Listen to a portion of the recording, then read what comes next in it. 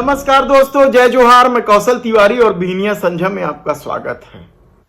हिंदू धर्म का ठेकेदार बनने वाले लोगों को तब सांप सूंघ जाता है जब इस ठेकेदारियों के समर्थकों में से कोई एक धर्म के साथ खिलवाड़ करता है, चाहे वह संबित पात्रा का मामला हो या फिर दूसरे किसी और भारतीय जनता पार्टी के विधायक का मामला हो। जब जब धर्म के साथ ऐसे लोग खिलवाड़ करते हैं, उन्हें नजरअंदाज कर दिया जाता है और इससे भी छोटी बात पर यदि विपक्ष के नेता गिरफ्त में आ गए तो पूरे देश में बवाल मचा देते हैं। उन्हें हिंदू विरोधी का तमगा देने से भी नहीं कतराते हैं।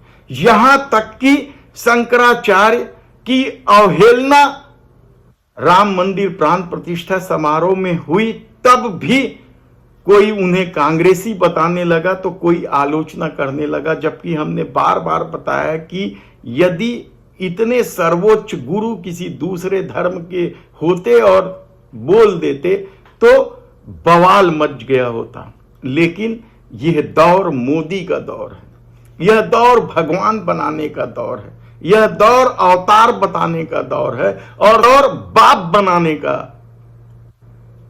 और इसी चक्कर में शायद पुरी से चुनाव लड़ रहे हैं भाजपा के बड़े दिग्गज नेता माने जाते हैं संबित पात्रा ने भगवान जगन्नाथ को ही मोदी का भक्त बता दिया। मोदी को देखा लक्षाधि लक्ष लोक आछंती। मोदी भक्त जगन्नाथ, मोदी भक्त जगन्नाथ, मोदी भक्त जगन्नाथ। आमे सब होचु मोदी परिवार जन। हालांकि बाद में उन्होंने सफाई दी कि उनका जुबान फिसल गया था, लेकिन याद कीजिए कि जुबान एक बार फिसलती है, बार बार नहीं फिसलती। और जुबान इन लोगों की क्यों फिसलती है? क्योंकि इसी संबित पात्रा ने एक समय कन्हैया कुमार से बहस के दौरान मोदी को देश का पाप भी बता दिया था, उसके लिए माफी दी मुझे। इससे पहले भी कई ऐसे मामले आए जिसके लिए कभी माफी नहीं मांगी गई, और ये माफी शायद सिर्फ इसलिए मांगी गई क्योंकि वे चुनाव लड़ रहे हैं और चुनाव में इसका प्रभाव विपरीत पड़ सकता है। जगन्नाथ स्वामी कलयुग के सबसे बड़े अवतार माने जाते हैं, सबसे बड़े देवता माने जाते हैं, सबसे प्रमुख देवता माने जाते हैं, और उन्हें लेकर इस तरह से जुबान फिसल जाने की बात कहना आश्चर्यजनक है। क्योंकि जो लोग यदि धर्म में 24 घंटे जुड़े हुए हैं, धर्म को लेकर 24 घंटे चिंतित हैं, तो फिर जुबान कैसे फिसल सकती है? यह बड़ा सवाल, आप खुद सोचिए। लेकिन सवाल सिर्फ संबित पात्रा का नहीं है। इस दौर में मोदी को भगवान बताने का जो खेल चला, उसमें क्या स्वयं देश के प्रधानमंत्री नरेंद्र मोदी शामिल नहीं थे?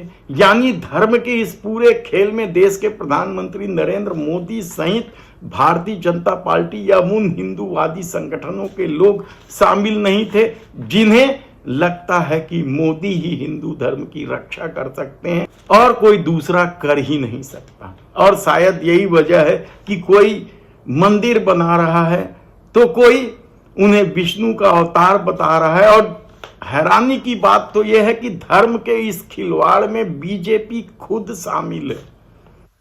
और इसका सबसे बड़ा उदाहरण है कि भगवान वेंकटेश्वर का रूप दिखाते हुए खुद बीजेपी ने अपने ऑफिशियल ट्विटर हैंडल से यह तस्वीर रिलीज की थी। और क्या कुछ नहीं लिखा था, नमो नमो वगैरह वगैरह। आप हैरान हो जाएंगे, तब भी किसी को आपत्ति नहीं हुई थी। और यही बात कोई राहुल गांधी या सोनिया गांधी या और किसी को भगवान बना के प्रस्तुत कर दिया गया होता तो अभी तक इस देश में पता नहीं किस किस तरह के बवाल मचा दिए जाते हैं। उदाहरण कई हैं, यदि हम आपको उदाहरण बताएंगे तो आप खुद हैरान हो जाएंगे कि धर्म के खिलवाड़ के को लेकर किस तरीके से ये लोग लगे हुए थे। भारतीय जनता पार्टी के एमएलए हैं मधुबनी से, उन्होंने तो भगवान विश्वकर्मा का ही रूप दे दिया था भगवान विश्वकर्मा की जयंती के समय।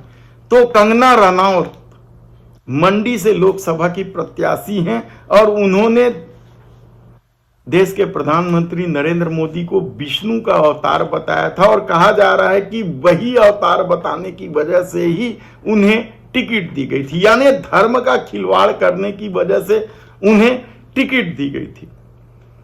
तब ऐसे में बीएचयू में जो फोटो प्रदर्शनी लगाई गई, किसने लगाई थी? क्या एबीवीपी ने लगाई थी या कोई और इसी तरह के संगठन ने लगाई थी?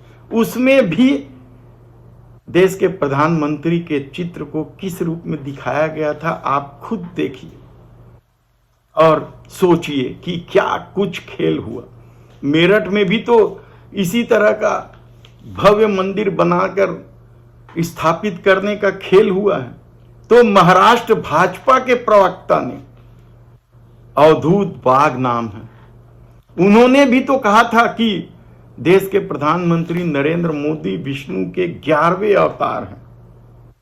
और एक गोयल हैं जिन्होंने किताब लिखी और एक शिवाजी महाराज पर किताब लिखी गई और शिवाजी की मोदी वाली एक तस्वीर जब सामने आई तो उन्होंने कहा कि यह तस्वीर उन्हें पहले मिल जाती तो वे इसे ही किताब का कवर पेज बनाते हैं।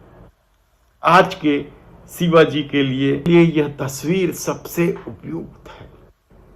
ये उस गोयल ने कहा था जो शिवाजी पर किताब लिख रहे थे।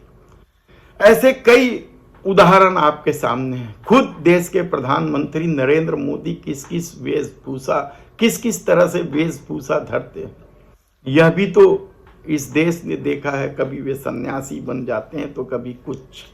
और एक बार तो उन्होंने जिस तरीके से रुद्राक्ष धारण किया था, यहां तक कहा गया कि महाकाल का वेशभूषा धारण कर लिया, यानी उसी तरीके से श्रृंगार करवाए थे देश के प्रधानमंत्री नरेंद्र मोदी जिस तरीके का श्रृंगार महाकाल का होता है।